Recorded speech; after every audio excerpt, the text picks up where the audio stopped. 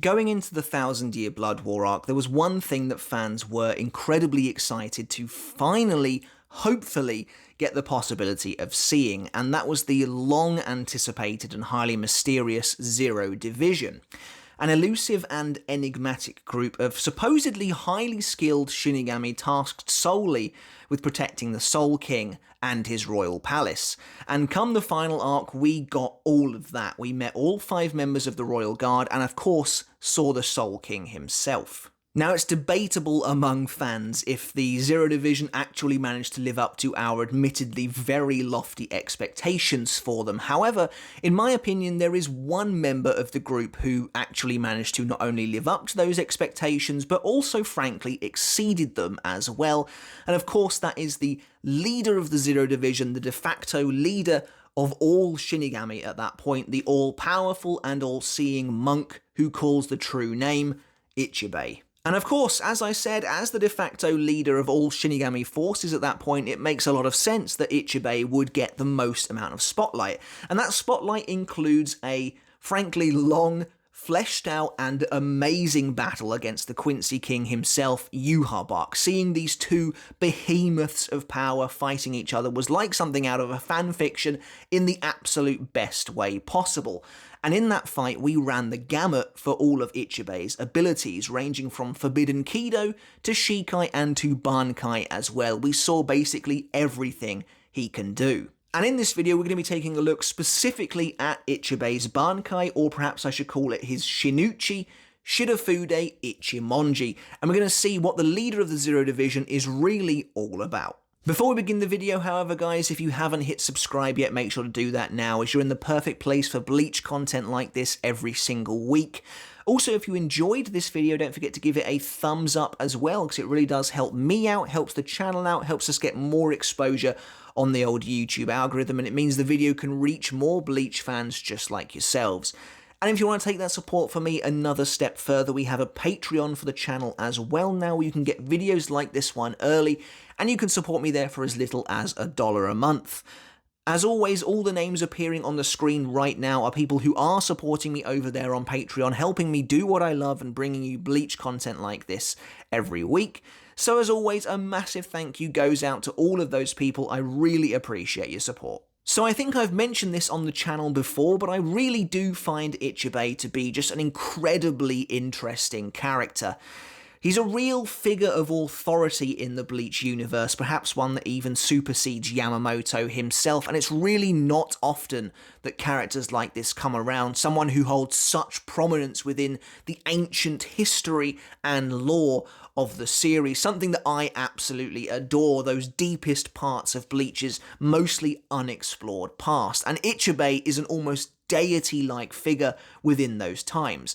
I really find it just truly fascinating the way he looks down from on high at all of the changing times, the changing events, the events that we as readers have lived through with such a nonplussed ambivalence. He's been there and seen it all before, to the point where it just means very little to him. He's very much focused on his mission at hand, his mission that he has apparently always had, which is to defend the Soul King. And with such a godlike character comes a godlike power, one that's absolutely fitting for Ichibei. And I really do love his zanpakuto. I think it's fantastically well thought out, incredibly creative, and perhaps most importantly, very distinct from basically every other power in the series. And I think that's absolutely crucial for really hammering home how much of a different level Ichibei is actually on. And of course, the power I'm talking about is Ichibei's zanpakuto Ichimonji, which essentially has power over names. And that might sound a little bit weird, so let's dial things back before we actually get into Ichibei's Bankai. Now, all Shikai and Bankai are intimately connected. However, Ichibei's always felt different to me in that his Bankai is kind of useless without his Shikai first. The two play off of one another like a flowing extension. You use Shikai and then you move into Bankai with Ichimonji in a way that is quite different to the similar, connected, but effectively totally different states of Shikai and Bankai for almost every other person in the series. So when I say we'll dial it back, let's look at the universe of Bleach itself. Now, as I'm sure you are well aware, the whole universe of Bleach, the story of Bleach, is beholden to the power of names. Naming plays a massively important role in this story, in this lore, where the true name basically means you can access true power. For the Shinigami themselves, this means calling out the name of your zanpakuto to access its true strength, and the same goes for a Rankar and their resurrection as well. And this plays up in all myriad of different ways. You can even limit your zanpakuto's power by giving it a false or incorrect name as well, as we've seen a couple of times too. And this all relates back to Ichibei because in the world of Soul Society, in the universe of Bleach, he is the monk that calls the true name. He has power and oversees all things to do with names within the world of Bleach, to the point where he was the one who gave the names Shikai, Bankai, pretty much everything that has ever been and ever will be within the Soul Society was named by Ichibei. And having such an incredible power over names means he has power over life, he has power over people, and he can control and manipulate almost anything, which is a strength, I would say, fitting of the leader of the Zero Division. And another thing I really enjoy about Ichibei and his power is that it's just so simple. And I love abilities that are very simple, they can be summed up in basically one line, but have numerous applications. Obviously, another example is Kisuke's Bankai. It's devilishly simple, but can just do virtually everything. And the same is essentially true here with Ichibei's Ichimonji. So moving on to Ichibei's powers then, I think it makes sense to move through the different stages before reaching his Bankai. As I said, they are perhaps more connected than any other zanpakuto. Ichibei's sealed zanpakuto takes the form of a massive calligraphy brush, which he can use to essentially cut names as though they were flesh. The best example of this, of course, comes in the battle against Yhwach, where the Quincy King tries to block against this brush, but has the name of his arm actually cut in two. It's very, very conceptual, very weird, but rather than actually dealing physical damage to the Quincy King, Ichibei takes the word arm, the name of his limb, and cuts it in two, splitting the power of Yhwach's own arm in half, making it weak and almost useless, barely able to lift and swing his sword. Again, it's so unique and conceptually just very well done, showing the true command over names and in many ways over the universe of Bleach that Ichibei actually has. This, of course, moves on a stage with his zanpakuto's Shikai Ichimonji, and now the brush head has been replaced by a small, thick, kind of flat blade. And now when swinging Ichimonji, it basically sprays black ink everywhere. He clashes with Yhwach and a massive burst of black ink coats the sky. And this is the true power of his zanpakuto. Anything that black ink touches, anything it covers, it blots out the name of. And again, we get another example of this. Poor old Yhwach is used as a punching bag for Ichibei's powers, but Yuha's own sword during that clash is coated in black ink, and suddenly Yuha finds that he no longer remembers the name of that sword and can no longer access any of its powers.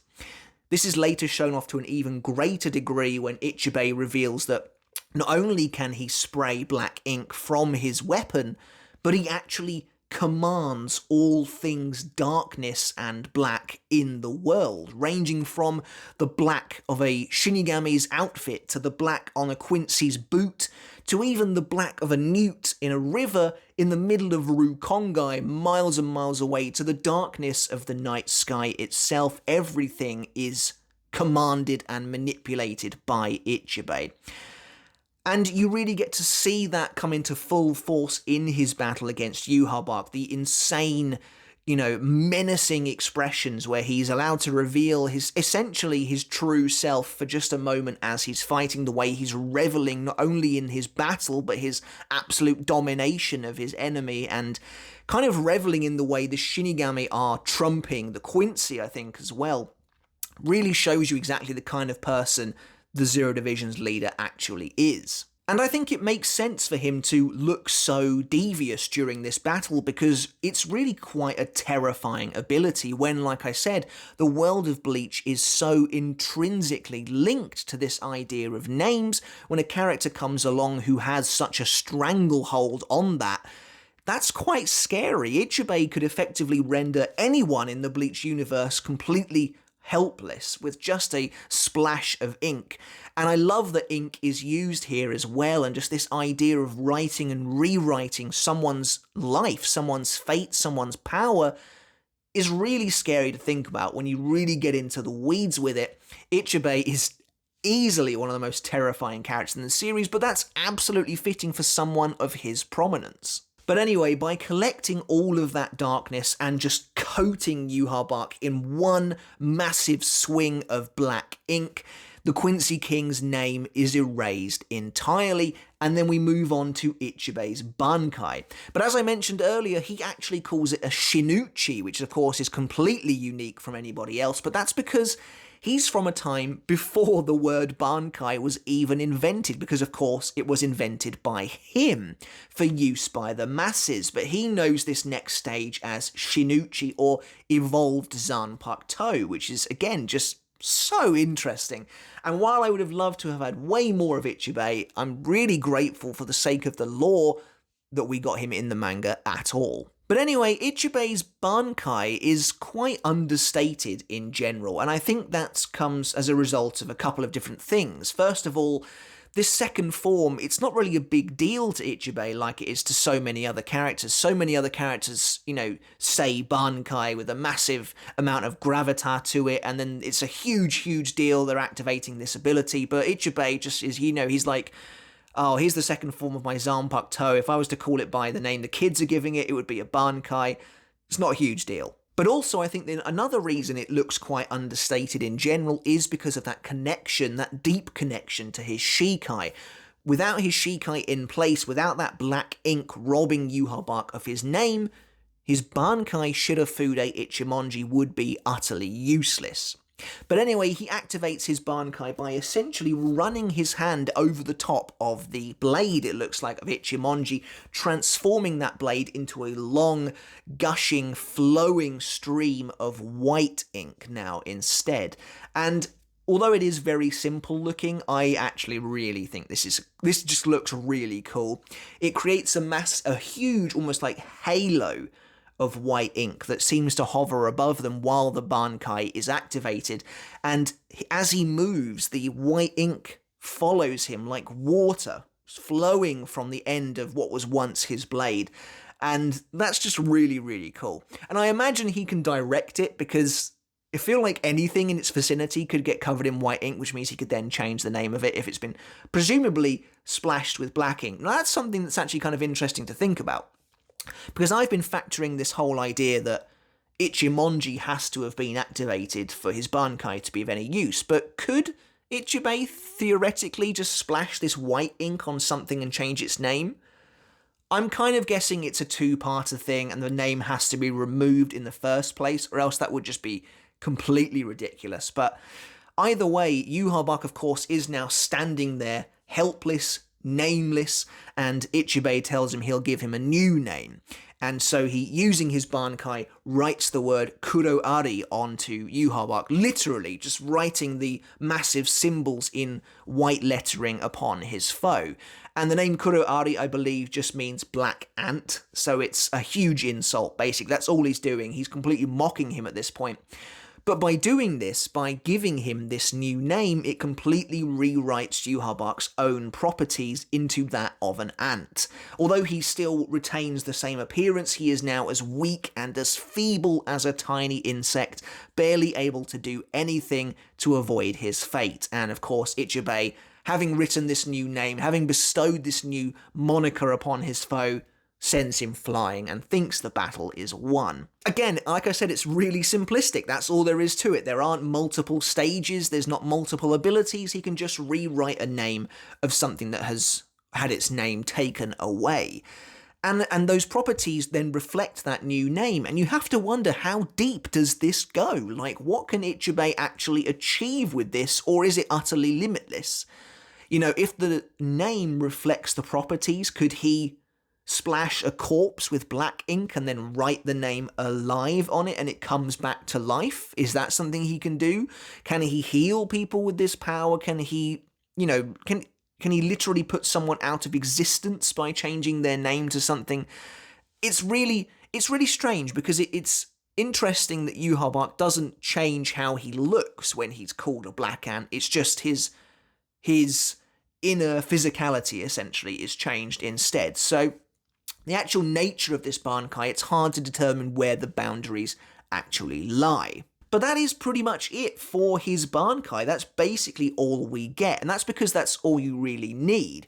There is one other thing that I wasn't entirely certain of, but I think I'm pretty sure now, and that was whether or not the ability Futen Taisat Suryo was anything to do with his Bankai, or if that was actually an Ichimonji power. The reason I think the reason it's weird is because he uses Futen Taisat Suryo after having used his Bankai. However, I think at this point in the story, he's actually put his Bankai away at this point. He's withdrawn it, because after he sends Yhwach flying and he thinks the battle is over, he basically resheaths his zanpakuto. He puts it on his back, essentially. I don't really know how it stays there, but it does. And so I think at that point, Shirafude Ichimonji is gone. It's only when Yhwach returns and the name peels away and he gets the name Yhwach back does Ichimonji actually start fighting back again, having to reuse his abilities to continue the battle. And he uses Futen Taisat Suryo, basically summoning all of the darkness he can, robbing Soul Society of 100 nights in the future to harness the energy needed for this ability. Which, by the way, looks amazing, and that's one that I really just cannot wait to see in the anime.